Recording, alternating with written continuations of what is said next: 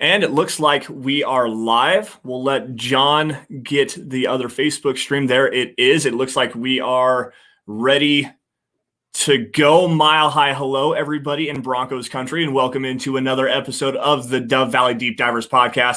I am your host, Lance Sanderson, and joining me as per usual is my good friend and colleague. He is your Denver Broncos insider, Mile High Huddle senior NFL draft analyst, the one and only Erick Trickel. Erick, Thanksgiving yesterday, obviously a bunch of great food. How was everything on your neck of the woods? I know that you're not necessarily huge on Thanksgiving, and your Christmas tree has been up since what?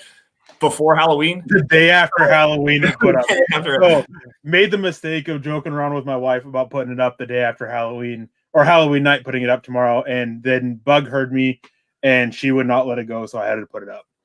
But yeah, I'm not a big Thanksgiving fan. I'm not a big turkey fan or anything. But it's always nice. I mean, having all the family around and everything. And especially with everything that's going on this year. And we kind of, even though we're in different households, we interact daily because my mom watches my daughter while we're at work. My brother works with my wife, so does my niece. So we're always interacting anyways.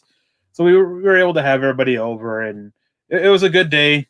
Nobody fought, surprisingly, which is normally a Thanksgiving tradition with us. So yeah, it was a good day. It was good food. It was just nice because with Walmart closed on the day, my wife actually got to stay home all day instead of having to work for a little bit. So it was nice to have the day with her on Thanksgiving for a change. Yeah, that's awesome, man. I spent the day over at Samantha's parents' house. My folks went up to Montana to go see my grandma, and so we didn't go down to see any of the rest of my family or anything like that. We just kind of stayed here in town. We'll go down for Christmas to see everybody down that way, but it was a good time. You know, we went over there early, helped cook a whole bunch of food, had a couple of adult beverages, and just had a really good time with everybody. It was a lot of fun to be able to hang out with her side of the family and do something different for a change. I mean, don't get me wrong, Thanksgiving is probably my favorite holiday just because I value that family reunion aspect of it. My family is massive, so I have 22 immediate cousins between my mom, my dad, and my stepmom, and then all kinds of aunts and uncles and a couple nieces and nephews. 4 sets of grandparents. Like to get everybody together is really kind of hard. So we do use Thanksgiving as that kind of family reunion, the pseudo family reunion to get everyone together. So that's why I really kind of value Thanksgiving. Christmas, we don't necessarily do that. We do get everyone together, but it's not quite the same thing in my opinion. It's just a little bit different, but it was a lot of fun to be able to do that.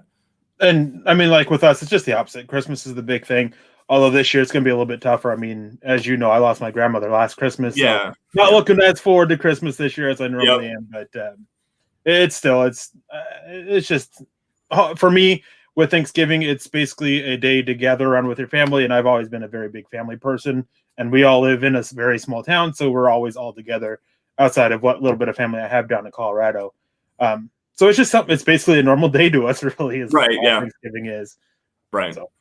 Just make a whole pile of food that you usually don't get to eat, which, I mean, hold a barbecue sometime. You should be all right. But now, anyways, guys, coming into this week, the Broncos had a really good win against the Miami Dolphins. They actually played some very good complimentary football against a team starting a young quarterback.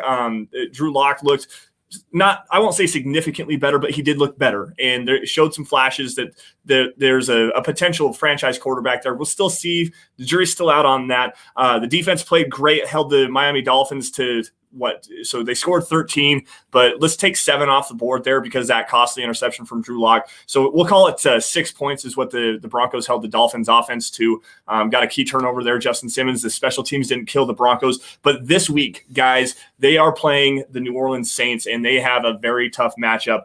But the biggest thing here, Erick, I'm going to let you break this down for us really fast. What is the biggest key thing that the Broncos can do to beat the New Orleans Saints? How do they stop that Saints offense?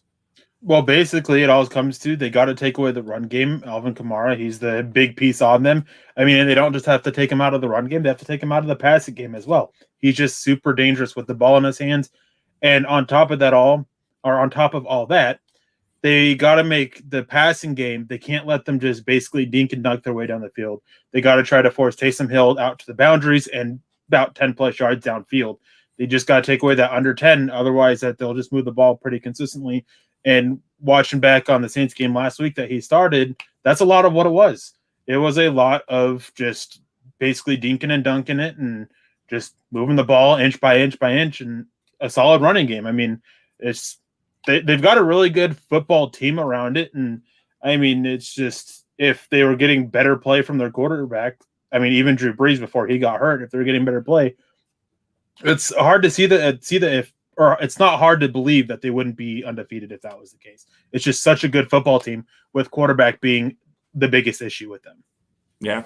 Yeah, that Saints offense right now with Taysom Hill, I mean, he had a pretty decent game. Let's just be real here. 18 of 23 for 233 yards, no touchdowns or interceptions, but he did add 49 yards on the ground and 2 scores, and those 2 scores were huge for that Saints team. He was sacked 3 times, by the way, which is something I think the Broncos can kind of exploit. And as you said, yeah, there were a lot of short and quick throws, especially to his left-hand side. I actually have this. I want to pull this up so you guys can see this. This is his spray chart via ESPN Next Gen statistics. If you look where all the green dots are, those are his completed passes. And you can see the vast majority of them, actually only 6 total passes went to his right side. So he's looking very short, within 15 yards, 10 to 15 yards, a lot of stuff behind the line of scrimmage, but it's all to his left. So that's something that was kind of noticeable to me when you watch that. Going back to see everything. Let's see if I can get this out of here. Going back to see what he was doing, focused a lot to his left-hand side, holding the ball a lot longer than he needed to, dropping back way too deep in his dropbacks and stuff like that. It's really kind of hard for me to see the Broncos allowing that to happen over and over and over again. We're going to get to that here in just a few minutes, guys. But first, we got a couple of matters of business to get at hand. You guys, make sure you guys are following the show at DVDD_pod on Twitter. It's the easiest way to keep in touch with what the Dove Valley Deep Divers have going on our shows. While you're at it, follow me at Sanderson MHH, and for Eric at Erick Trickel. Also, follow at Mile High Huddle for instant news and analysis on your Denver Broncos, and keep in touch with what's going on with your favorite Mile High Huddle personalities. And also, guys, as always, just want to grab this here really fast. I want to let you guys know that tonight's live stream is brought to you by sportsbetting.com. Gambling is now legal in the state of Colorado, and here's what makes sportsbetting.com a no-brainer for sports fans. They have sharp odds and low juice with in-house bookmakers, and they're not a third-party provider of odds. The reduced juice that they have means that they have the best prices. There's 24/7 live customer support, and there's always a real person in the United States. You're not going to get a robot. Nobody overseas you can't understand. It's always a real live person that's going to help you out. But here's the kicker. At sportsbetting.com, you guys can get a risk-free week of sports betting up to $1,000. 100% risk-free, guys. Not just one bet, but all of your bets. So you play for a week, and if your losses exceed your winnings at the end of the week, sportsbetting.com will cover 100% of the difference up to $1,000 with a one-time rollover. So, guys, head on over to sportsbetting.com/milehighhuddle. That's sportsbetting.com/milehighhuddle and capitalize on that risk-free week of sports betting. Now, let's get this out of the way here. Eric, something that's really going to be the big key, and you kind of touched on it just a little bit, is limiting what Taysom Hill is able to do in the passing game, and specifically going to Alvin Kamara quick and into the flats. Is there an easy way that the Broncos can do that? Are we talking stack the box here, or what do you think is the easiest way to limit Alvin Kamara's effectiveness for this offense? Sell out to shut him down. That's the easiest way is sell out to shut him down. I mean, the best idea here really would be play press on the line against his receivers, load out the box, bring Simmons and Jackson down, or even just one of them and let one play deep. Kind of go more of that single high safety kind of look and everything. And I mean, that would be Simmons, by the way. He'd be the best one for that. And just let Jackson come down, play Johnson and Jewell right up there, and just try and do whatever they can to take him out of the game. I would much rather be beaten by forcing Taysom Hill to attack the receivers out wide and deep instead of letting Alvin Kamara beat us. Like that's the biggest thing, is I don't want to be beat by him. I want to force this quarterback, very inexperienced quarterback, who I found out today is older than I am, by the way. Yeah. Didn't realize that. And force him to beat us.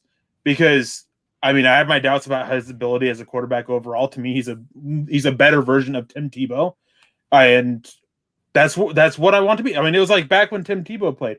A lot of teams, they wanted to force Tim Tebow to beat them because it was easier to accept this guy that may not be the best quarterback.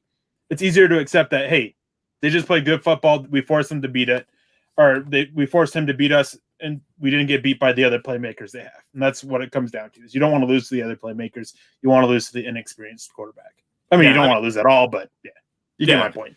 Well, if you're going to lose, and I mean, this is not necessarily the best example. I mean, it is. It's a really good example. Not the best one, just because you obviously, like you said, you don't want to lose. But go back to Tim Tebow against the Pittsburgh Steelers in that divisional round playoff game.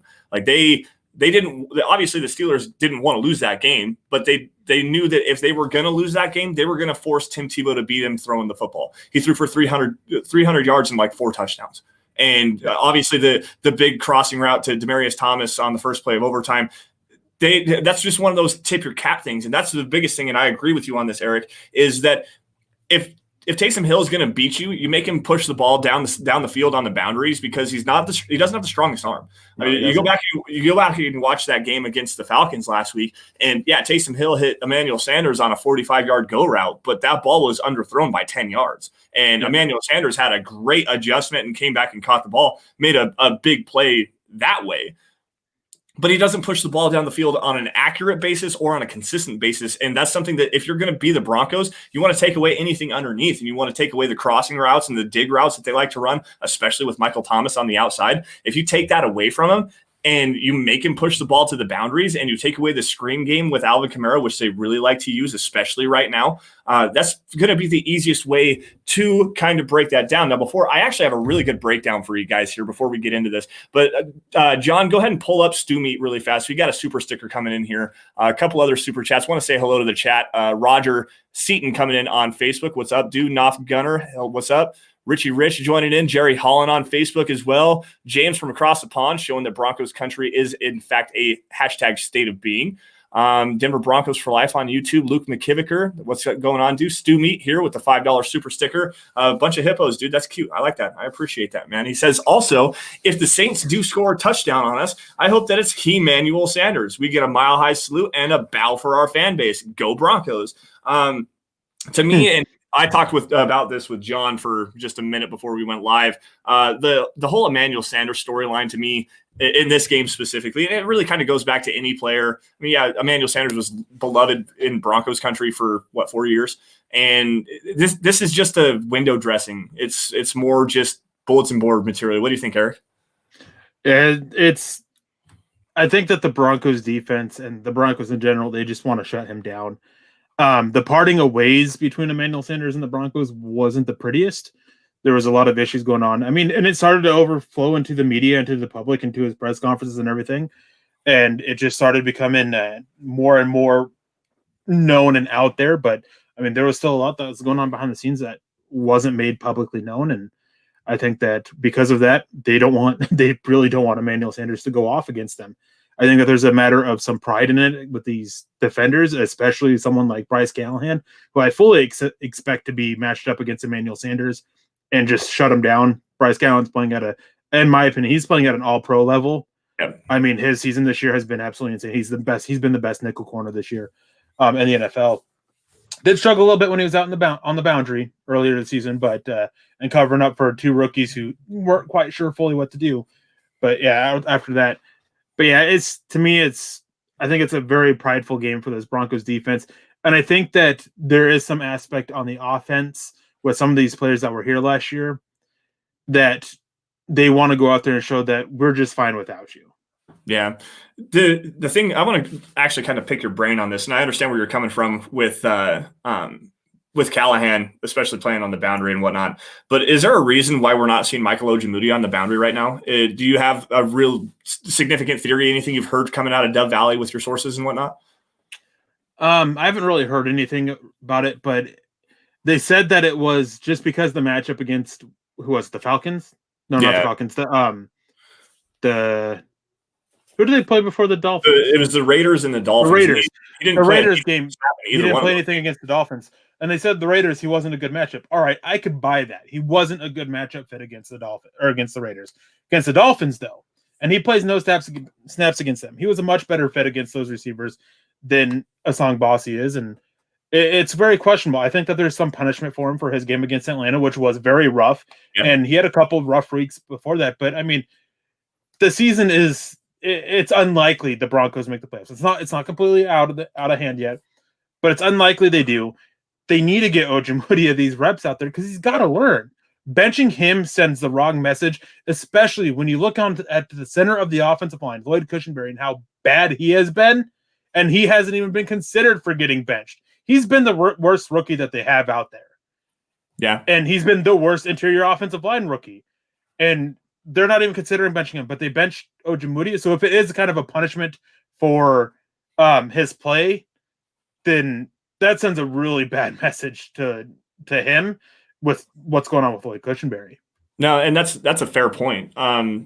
To kind of piggyback off of that, and this is more speculation than anything, do you think that has anything to do with Vic Fangio being the head coach and more the head coach of the defense than the head coach of the actual team? Because you see Vic Fangio calling, obviously, and I know that sounds rough and it sounds hot takey and stuff like that, but Vic Fangio has not done a very good job of controlling what's going on the offensive side of the football. He's letting Pat Shurmur kind of take the reins there and stuff like that. So with Fangio knowing what he wants his cornerbacks to do, and Ojemudia has struggled as a tackler. I've made that very clear that I thought he's been a bad tackler since going back to the Pittsburgh Steelers game. But with Fangio being the guy and calling the defense and knowing what he wants with his cornerbacks, do you think that's more of a message from Fangio to Ojemudia that if you want to play in my defense where I'm focused and I'm the guy calling the shots here, if you want to play, you got to improve? Or is that just I guess I don't know how to take that. Like, is it because Fangio says you're the guy that and he's not paying attention to the offensive side of the football, or what? I'm sure that's part of it, is that he is the voice of the defense, and he's kind of, it was well known that he kind of let the offense do their thing. He didn't want to overextend. He doesn't know the offense very well. But at the same point, he is the head coach. He controls over the whole team. He's got to show that he is that guy, that he is that leader and everything like that. And if you're going to bench a guy on the defense for being that bad, he's got to step up and say, hey, look, he's got to get benched. He goes, I don't think that Austin Schlottman or Graham Glasgow or anybody else could do much better or would be great, or they may or not be great, I guess. But something's got to be done. Ojemudia is playing terribly. His tackling has been a big issue with him. Well, Lloyd Cushenberry, his pass protection has been absolutely atrocious. His run blocking's been somehow even worse, mostly.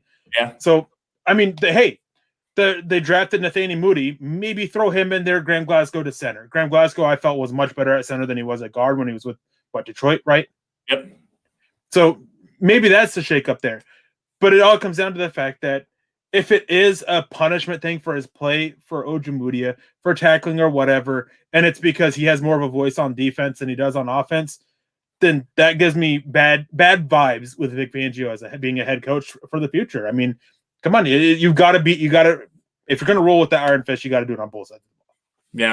Yeah, that's true. And I'll give him a pass for right now. Ed Donatello is still recovering from having CV and is missing some time. He's not on the sidelines and not helping out. So I guess I can give him the pass on that. But that's not an issue that's only the last couple of weeks. That's something that we've seen for the majority of the first 2 years of Vic Fangio as the head coach. He's not plugged in tune with what's going on the offense side of the football. So it just raises some red flags to me. And I'm not trying to say anything stupid here, like the Broncos need to get rid of Vic Fangio or he needs to step down. No, I'm not saying that. He's a good coach, but he does need to be more in tune with what's going on for the entire team and not just what's on the defensive side of the football. He needs to be more of that head coach and not just the defensive coordinator as a head coach. Yeah. There is such a thing as being a game manager as a head coach. People hate that. It's game manager at the quarterback position. That means you're not taking aggressive shots. You're just kind of dinking and dunking, working. You know what? Tom Brady made a hell of a career for 18 years being a game manager. Okay. He's taken some shots every now and again, but for the majority of his career, he's been a game manager and just figured out the right play when they needed to have it. Now, as a head coach, that is your job. That is the number one in your job description. Manage the game, manage the team, be the manager of the team. And he's not doing that. So let's get moving forward here. But before we do, I want to grab this really fast. John had it pulled up and we got to see the little emoji there, the little pair that says, hey, you, Muhammad, thanks for joining us tonight and throwing up that super sticker, showing some love for the chat and everything like that. We appreciate you, big dog. Now, this is where real quick, since I saw this in there, somebody asked John asked, has Moody been active during game? Yes, he's actually been active in 2 games. He only played on special teams, Atlanta and Miami. Yeah. Speaking of that Miami game, I'm going to grab this really fast. If if Ryan Fitzpatrick had started, do you think that Miami wins that game? I don't think so. Denver played so well defensively and really kind of took away everything that Miami wanted to do. Fitz did have that really nice drive at the end of the game, but I don't think that Miami wins that game. Regardless, Denver played so well offensively, especially after that first couple of drives, and that the defensive scheme, they took away everything from Tua, and then they didn't though. There was a lot of open guys or guys with decent space that should have been able to been hit. Right. But the thing is like Fitzpatrick is you don't know if you're going to get the good fits or the bad fits. Yeah. That's what it comes down to me. Is I think they could have, but it all depends on what Fitzgerald showed up. Yeah. Yeah, that's fair. Fitzpatrick. Sorry, not Fitzgerald. We meant what you knew. It's okay. Anyways, guys, let's get back to the game that's actually in hand this week. And I'm going to grab this. I showed this to you guys a couple of weeks ago, and I grabbed the image itself from, I can't remember who it was. So let me just share this for you guys to see what we've got going on. Make sure that you can actually see this up on the screen. Okay. So this right here is a basic diagram of what the Broncos run as far as their defensive scheme. This is the cover 4 or match quarters, especially with the way that the Broncos run it. It's a match-based defense based on your linebacker and your safeties. Okay, this is why coverage linebackers and coverage safeties are huge keys to Vic Fangio's success as a defensive coordinator, because your safeties will dictate the coverage based on the route stem of the inside receiver. So this right here, we have a 2x2 shotgun set with a running back in the backfield. Label this receiver here. If you can see my mouse, the bottom left-hand corner of your screen, this is number 1. This receiver here in the slot is number 2, and it's mirrored on the other side. So the boundary receiver, number 1 and number 2. Okay. So your linebackers and your safeties have dual responsibility on the inside receiver. Your outside cornerbacks are going to look like what's locked up in man coverage. Okay. Now, your cornerback has to play with outside leverage, meaning don't get beat over the top, meaning don't get beat deep. Appreciate the help on the inside if you can get it, meaning that you have a safety that bails back and turns this into, instead of a cover 4, into a cover 2. And any route on the outside boundary receiver here that say, let's break this out on an out route, or even just a little comeback route or a little hitch route. Anything that breaks to the outside of the field towards the sideline, the cornerback has to drive aggressively on the football, and this is where Vic Fangio's cornerbacks get a lot of takeaways. They have very limited responsibility within what's going on in the defense. Okay, so again, basic little breakdown of what the Broncos want to do. Now, the problem with a defense that is played like this is you're vulnerable to deep shots, especially in the seams in this area and on the boundaries, because there's a lot of room that these players have to cover, and there's a lot of communication that has to occur between the cornerback, who has to carry his responsibility back into this deep zone, the free safety, who has to understand that if your number 2 slot receiver here runs a go route or a post route, this man has to be covered by the free safety. So now you have a true quarters coverage. Okay. If this route here runs a breaking route or an out route, the linebacker has to cover that. So if this turns into a drag route, this linebacker has to wall him off and then pass him off to the middle linebacker, and vice versa on this side. If this route breaks to the outside, which is where you're going to see a lot of these swing routes and these the screen routes with Alvin Kamara and the Saints, this linebacker has this outside zone. There's a lot of communication that has to go on. There's a lot of moving parts. But where this actually gets very interesting is how easily this scheme translates into just a straight cover 2. Now I'm going to take this one away and grab another. What do we got going on here? I got to pop up. Well, you grab that real quick. I just want to cover one thing here. Joshua Walsh asked, could Alaska support an NFL team? No. The population in Alaska is just so spread out. We're the biggest state, and we're the least dense in population. We wouldn't be able to support an NFL team. It sucks because, I mean, obviously it would be I'd absolutely love it, but yeah, it's just not possible, really. I mean, it just with how much population, I mean, where you could put it, that'd be easy. There's lots of land available and everything like that. But and as for teams, I've always been personally liked. Sorry. the Alaska Yaks, just because all the jokes and stuff that can come with it. They're bad. I'm going to go yak. All right. Anyways, so to get this train back on the rails really fast. So before I pull up this next image here to show you what I want the Broncos to try to do here, the biggest reason why I want to see this change, especially this week, is because the Saints do like to run a lot of rub routes and crossing routes. And if you go back to even the Tennessee Titans game or what the Steelers were able to do with their intermediate passing game, crossing routes against Vic Fangio's defense are extremely vulnerable because, again, there's so many moving parts. There's so much communication that has to happen. You got to understand where your zone stops, the next one begins. There's a gray area in there. There's a lot of different holes that Vic Fangio's defense has within the crossing routes, which is why they're considered a bend but don't break. So there's a lot of moving parts and everything. They give up a lot of yards, but they don't give up any points in the red zone because the space shrinks down significantly. Your safeties, instead of being 15 to 20 yards deep in their zones, now they're 10 yards off the ball, and that shrinks down all those zones. There's not a whole lot of holes to throw the football into. But against the New Orleans Saints, with all these rub routes and a lot of these crossing routes, I'm going to grab this really fast and try to continue to explain this for you guys.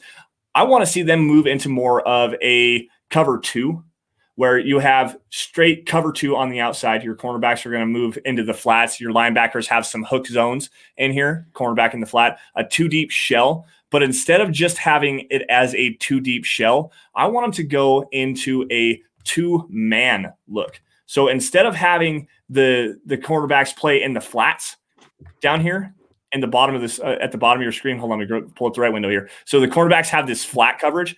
We're going to lock this guy up in man coverage. We're going to lock up the linebacker in man coverage against the tight end. We're going to have this other linebacker here lock up in man coverage, or if he has to, lock up in man coverage in the slot here. And your middle linebacker, and this is specifically who I want to be standing here, 45, Alexander Johnson. I want him playing this hook zone here or in man coverage against Alvin Kamara at the running back position. Now, that sounds like a mismatch, and it's going to be, especially if they can get Alvin Kamara out in the flat. But Alexander Johnson does such a great job driving on the football vertically, where I don't think that the screen game is going to be a big issue. But the biggest thing to me here is when Alvin Kamara stays in pass protection, or they line up Kamara out wide. I want Alexander Johnson as a spy on Taysom Hill. I want him to make sure that Taysom Hill cannot beat you with his legs. The defensive line needs to play a lot of contain and not let Taysom Hill escape. And when he does escape, Alexander Johnson needs to move in every single direction as Taysom Hill does. Because if Taysom Hill can get things going with his legs and extend these drives and continue to grind the clock, the Broncos are going to be in a massive, massive amount of trouble. Yeah, they are. And that's one thing, too, is like with what Shelby Harris is out for this game, correct? Yes. Yeah, as far as he's still out. So with him out, and with how young Draymond Jones is, with how young McTelvin Najim, with Sylvester Williams possibly out, and I don't even know who else they have on their defensive line now. But as impacted as they are on the defensive line with injuries, you have to start and kind of question, are they going to be able to really be aware enough for these screens to keep him contained? And I mean, with young players a lot, and I can't remember which edge rusher it was. There was one that talked about it, who his rookie year, he really struggled with contain and everything like that because he wanted to go hit the quarterback. He wanted to go get the sack, and that's going to be a question: is are they going to be able to do this on the defensive line? That's to keep him in there, not have him extend these plays. And I just don't know. I mean, I think they'll be able to get good pressure. But there's a difference between getting pressure and playing contain, and they've got to somehow do both. And Richie, this is actually the answer that you were looking for here.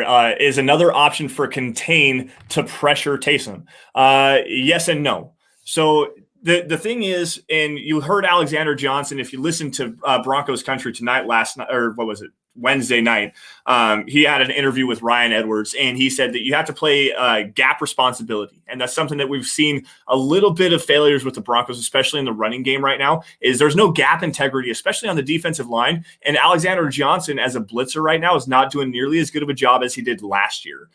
He's a better run blitzer. Obviously, we all knew that, but they're using him a lot as a pass blitzer. He actually has the most pass rush snaps or pass rush blitz snaps of any inside linebacker in the NFL this year, the most of any of them. So, and he's not getting home, and that's the big thing. There's no gap integrity up front. So if you want to pressure Taysom Hill, you have to maintain gap integrity. That means don't let your edges get past him in their pass rush around the arc. They need to keep everything in front of them.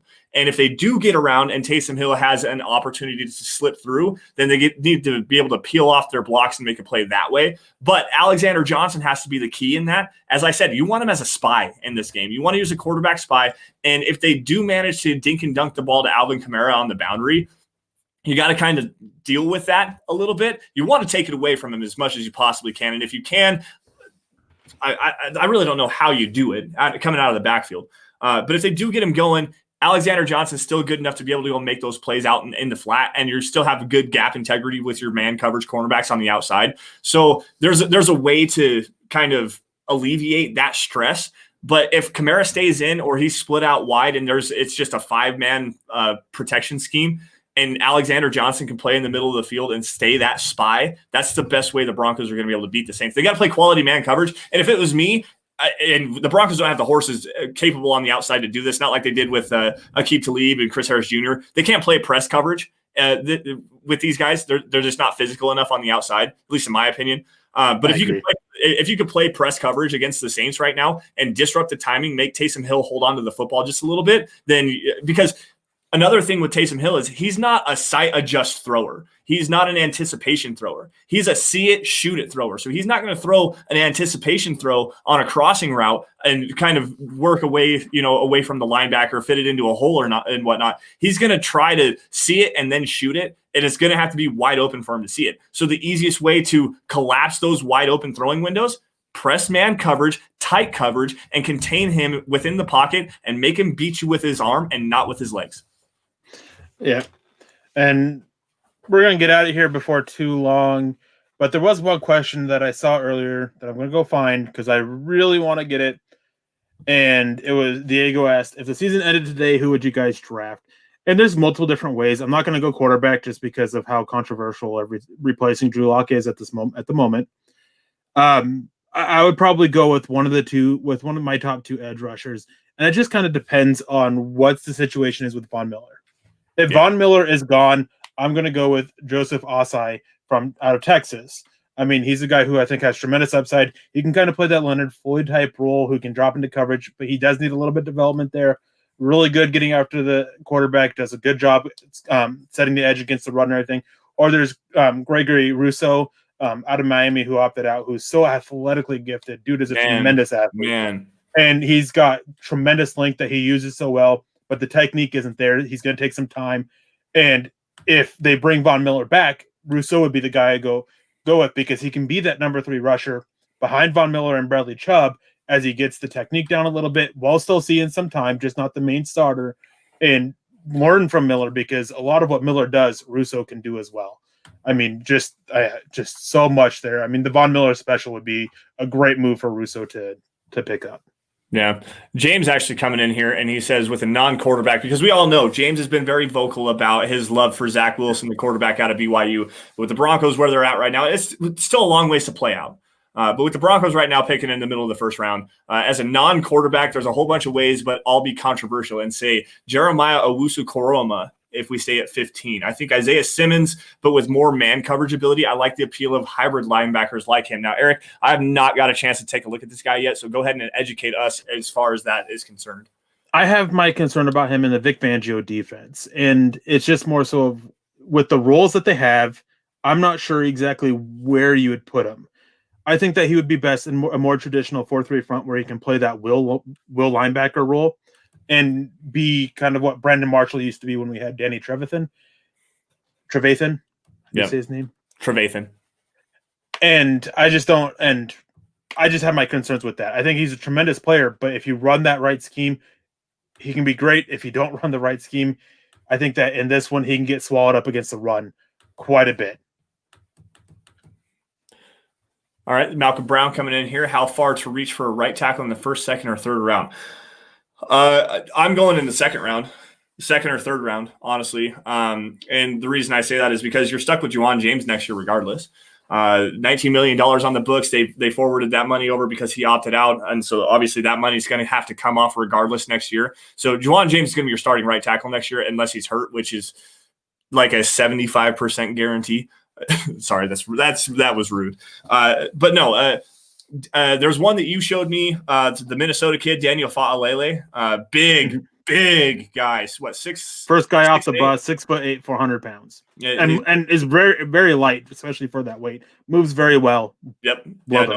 Very impressive. We were sitting there watching some film against Georgia Tech a couple weeks ago, and the way that he moved downfield, just kind of lead blocking, it had a linebacker, and he pushed him 15 yards down the field and then buried him. It was absolutely amazing. It was shades of Garrett. Like last week we got to see some really cool stuff out of Garrett Bolles and the pulling game, and he blew up a cornerback on the edge on a big run and shot him into outer space. And the Daniel Fa'alele did the same thing, only he buried this guy more than 6 feet under, and it was brutal, nasty block. Absolutely beautiful technique. Just a big, huge guy that moves incredibly well. Eric, you're absolutely right. A very smooth and fluid mover. Anybody else in the second, third round range? Because I don't think the Broncos are going tackle in the first round. I really don't.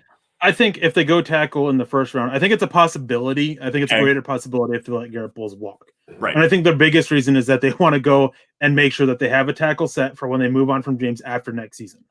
Right. And if they do that, then I think Dylan Radins out of North Dakota State or Christian Darrisaw out of Virginia Tech, I think both those guys would be good fits for him. I think Penei Sewell is just kind of out of the reach. Yeah. I think Dallas is going to do whatever it takes to get him. But really? Second round, I mean, Alex Leatherwood, I think he would be a good guy, versatile guy, play guard as well.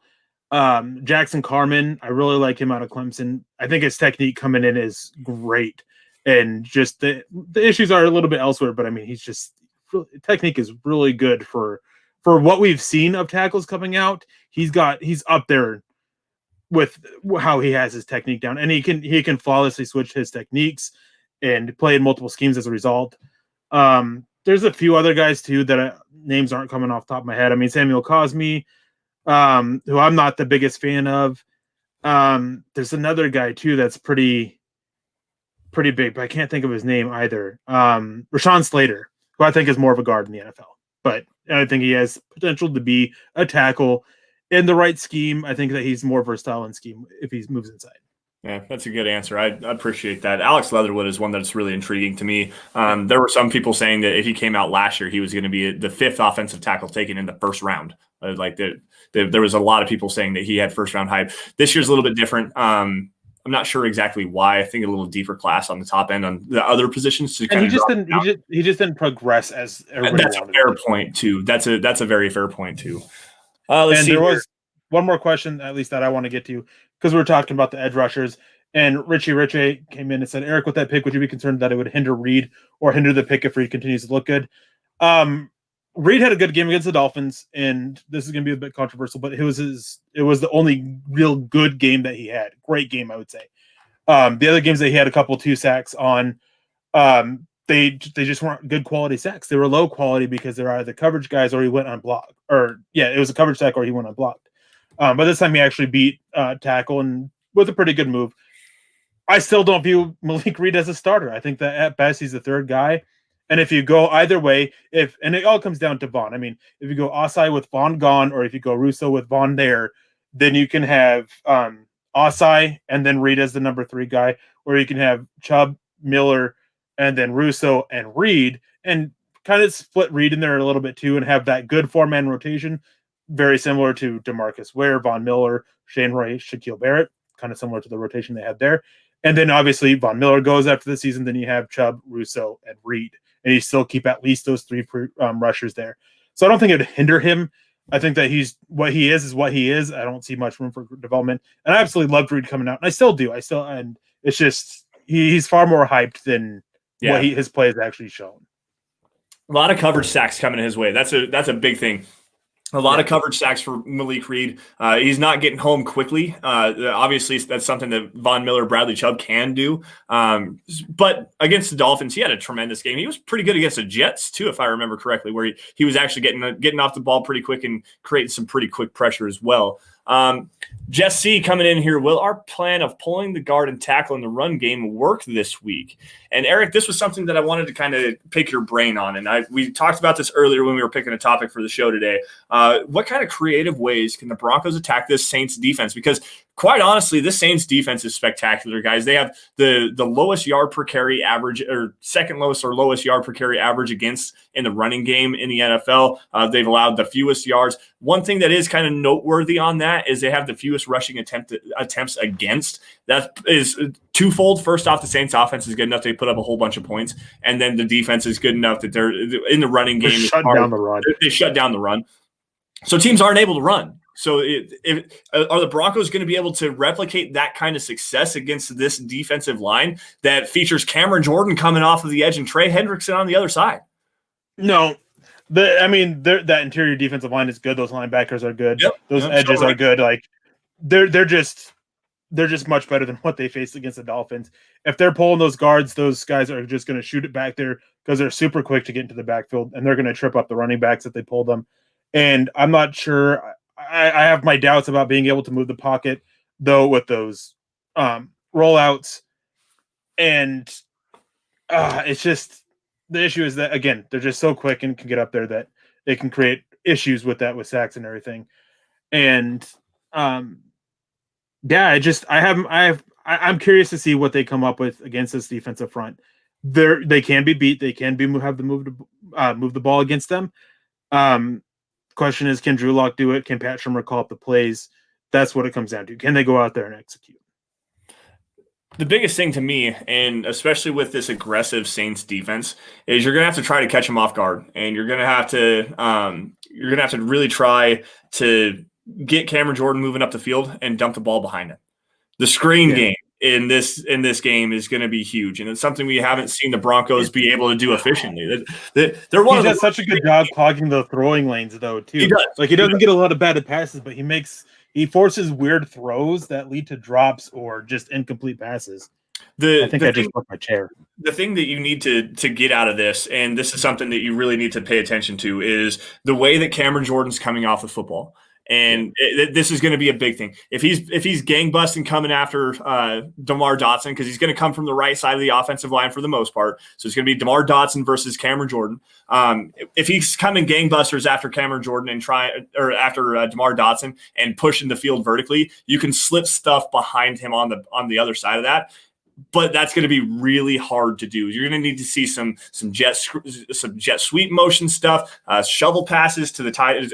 That would be a decent play if you could actually make it work, a shovel pass against Cameron Jordan, and then get around Quan Alexander. That's the creativity that we need to see with this Broncos offense. A few new wrinkles that we haven't seen them use. The quick passing game is going to be a big thing here. KJ Hamler, man, we need to really see KJ Hamler in the pre-snap motion. We've been calling for it for weeks now. The pre-snap motion, jet sweep stuff, get him the ball in some space and get him moving that way, moving horizontally to try to spread everything out a little bit is going to help a lot. And that's probably the only way that I can see the Broncos having any success is the quick passing game, getting the screen game going, and outside zone. I think outside zone, you could have some success against the Saints defense. Yeah, and since we were talking about it, Richie said moving the line, will it work against this defensive line? I don't think it will. I think ultimately, that the Saints are just so good up front that even if it's not their defensive linemen, I think that they know how to create the lanes for the linebackers to shoot through. Yeah. They just work so well together as a unit in that front seven, and it's going to lead to some issues. I think that the Broncos will have some success running the ball. I don't think it'll be as good as it was against Miami, though. Yeah, it's just nowhere near as good as the Saints are on the front. Yeah. I got a quick question here from Bawana jumping in here. Also behind the scenes working the keyboard as well. How important is the fifth-year option for an offensive tackle? Eric, you know this is a sore subject with me, and I know it's a sore subject with you. You got to take a look here really fast because the Broncos did, in fact, decline, and I've got some statistics here for you guys. The Broncos did, in fact, decline the fifth-year option for Garrett Bolles, and you and I came on that day. We actually found out it was that day we had Dove Valley Deep Divers and came on and said that was a massive mistake by the Broncos. And I understand Benjamin Albright completely disagrees with us, and he says that that's a baseline for negotiations. Okay, that's fine. Baseline for negotiations, $11 million. Even with Garrett Bolles' struggles in the holding penalty department over the first 3 years of his career, he was always a top 12 at least tackle. Even he was still better than DJ Humphries. Yes, that's what it comes down to. He was still better than DJ Humphries. He was also better than Taylor Decker. Taylor Decker just got paid 4 years on a $60 million contract with $42 million guaranteed. And I have the stats here. First 3 seasons for Garrett Bolles and the first 3 seasons for Taylor Decker. I pulled this because I was working with Bawana on a little side project here. Garrett Bolles allowed 10 total sacks in his first 3 seasons. 10 total sacks his first 3 seasons, 20 total hits, 111 total pressures, and had 45 total penalties, which was the biggest issue that everyone always had an issue with, was the fact that he had a whole bunch of penalties. Taylor Decker, 10 total sacks allowed in his first 3 seasons. He had 11 total quarterback hits, so he had a little bit less than Garrett Bolles there. 105 total pressures, 6 fewer than Garrett Bolles, and 21 total penalties. Taylor Decker has also allowed 7 sacks last season. Garrett Bolles only allowed 4. He's allowed 2 sacks this season and 25 total combined pressures. Garrett Bolles is not allowed to sack yet this year, and 9 total pressures with 1 total holding penalty against him. He's bumped his play up to an elite level, and now the Broncos have to pay him next year. If they didn't give him the 5th-year option, they have him on a cost-controlled contract at $11 million a year. They don't have to pay him $14 million, which is the price of the franchise tag this year, and they don't have to give him a long-term extension. This is a terrible move by the Broncos, and it's a massive, I mean, $3 million doesn't seem like that much, but in a year that the cap is going to shrink, the Broncos are going to roll over as much possible money as they can to next year. $3 million buys you another role player. Yep. It buys you a Nick Vannett. And additionally to that, I mean, talking about Taylor Decker's stats, that doesn't even get into the run blocking, which was, from my view, whenever I watched him, was always a big concern. Like, it just it was a bad mistake by the Broncos. They were wanting out from Garrett Bolles. They were ready to give up on him. They were eyeing some tackles in the draft. They missed out on them. Had they got them, I'm pretty sure Garrett Bolles would have been gone.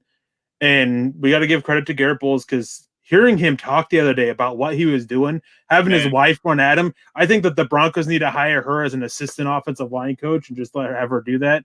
Like, that was just a great story from Garrett Bolles. Him putting the work in, him realizing that, hey, I got to step up. Like, it was great. And I just love that he proved everybody wrong. And except for me. That's the best thing, is he didn't prove me wrong. Yeah, no, he didn't prove me wrong either. Now we're right there, pounding the table. How many times did you get called an idiot, or say, like, someone say, no, that's not going to happen, he's going to get Drew Lock killed, the holding penalties? Well, just last week, we had some people that I was talking about how, at least in the first 3 seasons, Garrett Bolles did show some growth. It wasn't the growth, wasn't great growth, but he did show some development, some signs of potential, some signs of taking steps forward. And last week I had people that were sitting there insulting me and everything for it. Yeah. And it's true. I mean, Garrett Bolles, was it the steps that he really needed to take? No, but they were still steps forward. And that's the key, is that you got to see steps forward. And I'm glad Denver didn't give up on him. I'm glad that they didn't trade him away. I'm glad that he's taken this step forward. I feel, and it really isn't because wasn't wrong about it, that I was proven right. It's because I felt for the guy. I mean, the hate that he got from so many people. I mean, just all the lame jokes that were thrown about him is just it's just bad. And Carlos Oliva comes in with $1.99, says hindsight's 2020, no one saw Bolles improving. That's wrong. That's very wrong. You can go back and you can watch some of Dove Valley Deep Divers. I know Nick Kendall, he saw it as well. I mean, I did articles about it. I talked about it. We saw the growth that he had last season from the start to the finish, especially the last 5 games. And the improvement of technique that he was showing and everything like that. And we said that this year was going to be great. I think that I have a bold prediction somewhere that I think that he was going to be at least a Pro Bowl player. And I think Lance had the same one, actually. Yeah. I did an article. You said it on DVD. Yep, I said we saw both. There's a lot of people who did it. No, I said multiple times he was going to be at least a Pro Bowl player, if not play at an all-pro level this year, because I actually did see that. Go back to the last 5-game sample really fast. Sorry for interrupting you here. Go back to the last 5-game sample that we had with Drew Lock as a starting quarterback. Okay, Garrett Bolles had one holding penalty, and it was on a 1-yard running play on 3rd and 9. It didn't affect nothing. The Broncos were not doing a damn thing with the football in that particular aspect. He gave up zero total sacks and 4 pressures in 5 games. Okay, now we're moving into 2020. He has 1 holding penalty in 10 games, 0 sacks allowed, and 9 total pressures allowed. Like, so over the 15 games, 2 penalties, 0 sacks, and like 12 total pressures. Like, the growth is palpable, and you could see that. You could even see it over the course of the first 5 games before that, the last 5 games. Go back to – so this is my favorite statistic, and it's one that people don't want to acknowledge at all with Garrett Bolles. The Chicago game, the Chicago Bears game, week 2 of last season, Garrett Bolles had 5 holding penalties in 1 single game, okay? He had 10 total holding penalties all of last season. So 5 holding penalties in 1 game. You take away that 1 game, 5 holding penalties over the last 15 games. That's 1 holding penalty every 3 games. You're telling me that's a real problem? That's the problem with Garrett Bolles? No. Garrett Bolles has been a great left tackle for this team. And he's got a lot of warranted criticism. And he takes it personally, guys. Like, after that 5-sack game, there was multiple reporters that said that he was inconsolable, crying, bawling his eyes out in his locker, and would not talk to anybody. And when he did finally open up and talk to somebody, he said, I just feel so bad for this fan base. I feel so bad for my teammates because I have let everybody down. He takes that criticism personally, and he's flipped it around on its head, and he's the best left tackle in football per Pro Football Focus this season with a 90.0 grade and the highest pass protection grade of any offensive lineman in the NFL. And I wanted to get this real quick. Karen came in and said, repeated bad play is what fans saw, and also at the same time saw no improvement over a year's span. If this is about Garrett Bolles, I don't know if it was about somebody else earlier in the chat or what. If it's about Garrett Bolles, there was improvement every year, and a lot of fans were just giving up on him, and they didn't care to look to see that improvement. They just, and any mistake, they just harped on him, and anything positive that he did, they missed it because they didn't care, because it was one of those things where if he's not getting his name called, then it's still got to be negative. They didn't want to open their eyes and see it and everything like that. And that's what it came down to. It was still, it was frustrating watching him because he would have those boneheaded mistakes, but that improvement was seen. It was there, and multiple people saw it, and multiple people gave him credit for it. But it was always, and not to sit there and go back to harping on him or anything like that. But part of the problem is he would make a good play, and then he'd follow it up with a bad play. Yeah, like, he just didn't have that consistency, which was for last year was my biggest thing. Was he just had no consistency. Yeah, that's really the biggest thing that he's had over the course of his entire career is just lack of inconsistency. He'd have 2 or 3 drives where he put it all together and he looked amazing, and then he'd have a full game where it was not great, and it was a back and forth thing. But as you said earlier, there was a lot of growth with him. He did grow a lot as a player. I mean, he gave up 8 sacks in his rookie campaign, 57 total pressures. It was an atrocious year. But everyone said, you know what? He showed the flashes. He showed the flashes of a quality left tackle. You're going to have to learn. Let him grow just a little bit. He's raw. He's only played competitive football for like 3 years in his life prior to being drafted. He was 25 years old, incredibly raw, and he needed to work. It was going to take 2 to 3 years for him to actually become the player that he has become now. He was a multi-year project when he was drafted. Yep. He was the guy who was very inexperienced in football and just other issues as well. And just knowing what we know now, James here coming in, the Broncos did not make the wrong decision choosing Bolles over Ramczyk. I have one point on this before we get out of here, because we got to get out of here real quick because I'm freezing, by the way. In this case is I think that Ramczyk, he's good. I don't think he's great. I think early on his issues that he had, and he had a lot of issues as well, I think that his issues were covered up by good quarterback play. Hey, that's another good point. That is another really good point. So Garrett Bolles was pass protecting for Trevor Siemian, Paxton Lynch, and Brock Osweiler in his first 2 years. And then he had Case Keenum, who was a pocket statue and was not Joe Flacco, 9-step drop. Yeah, 9-step drop, Joe Flacco. Brandon Allen, who couldn't sense pressure if it was biting him on the heels. He couldn't sense pressure if they were being taken to the ground. That's seriously. And then you get Drew Lock, and he can actually move around and send some pressure and help out his offensive lineman. There's this really cool word that James Candle says right here, synergy. There's a lot of synergy that goes on with offensive line play. Your quarterback has to be able to help himself and help the offensive line and also deliver the football on time. Wait, say that again. Say that one part again about how the quarterback has to help out the offensive line too. Yeah, it's you know what helps with that? Getting the ball out quicker. You know who has one of the longest times of holding onto the ball in the NFL right now? Drew Lock. And so all the people that hate on the offensive line. And anyways, I digress. Yeah, there's a lot of different rabbit holes you can go down this route, guys. And we're not just trying to be contrarian. We bring you the facts and tell you how it is. This is the Dove Valley Deep Divers podcast, and that is what we do. And with that, guys, speaking of what we do, we're gonna have to get out of here tonight. It was a great show. All right, guys, my office is freezing.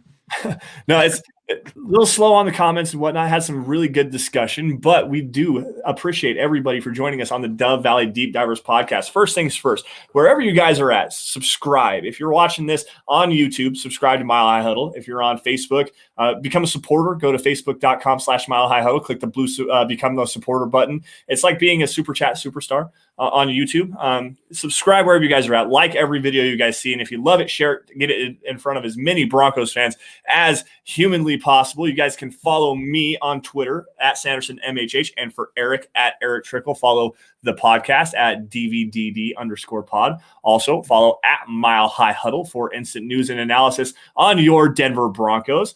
And also, it's really the easiest way to keep up with what's going on with the Huddle Up Podcast Network. And if you're also wanting to keep up with that, Huddle Up Pod is a good way to do that as well. So, Eric, before we get out of here, we do have not really score predictions, but what do you think is going to happen, Broncos Saints? I think it's gonna be a bigger defensive battle than people think. Yeah. And I think that it is a late touchdown that really seals it, but it's unfortunately for the Saints.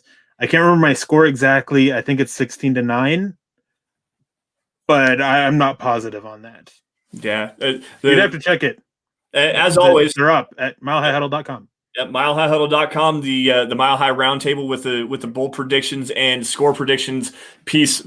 All of your Mile High Huddle staff members have joined in on that as per usual. I have it, I believe, 17-13 Saints, just because I don't think that the Broncos are going to be able to completely nullify Alvin Kamara. I kind of highlighted why, because there's not really a good way to stop him receiving the ball coming out of the backfield. And if the Broncos can't do that and he is able to get the screen game going, which I think is what they're going to do, that's going to open up some stuff in the running game. And the Broncos have allowed two games over 200 yards rushing in the last 4 weeks, excuse me. So I think that the Saints are going to be able to get it going on the ground. Taysom Hill is going to have some decent runs. They're going to grind the clock, not put up a whole bunch of points, but they're going to walk out of Mile High Stadium with their first victory since, I believe, 2000. They haven't won in Denver since 2000. But all right, man. Real quick before we get out of here, I just want to say is I hope everyone watching this had a great Thanksgiving. I hope you guys enjoyed the show. Yeah, absolutely. And just a reminder, during the holiday season, please reach out to friends and family, especially this year. See if everybody's doing okay and just check up on them. Yeah. Make sure you keep everybody in your hearts. Be kind to everyone. It doesn't matter who it is. Except for that one guy. Well, except for Eric. Don't be kind to Eric. He doesn't deserve it. Nick. All righty, guys. Well, with that, once again, thank you all for joining the Dove Valley Deep Divers podcast. You all stay safe. Take care. Have a great rest of your weekend. We will see you guys next Friday. Same Mandalorian time, was great. Same place, 6 p.m. Mountain Time. See you guys later.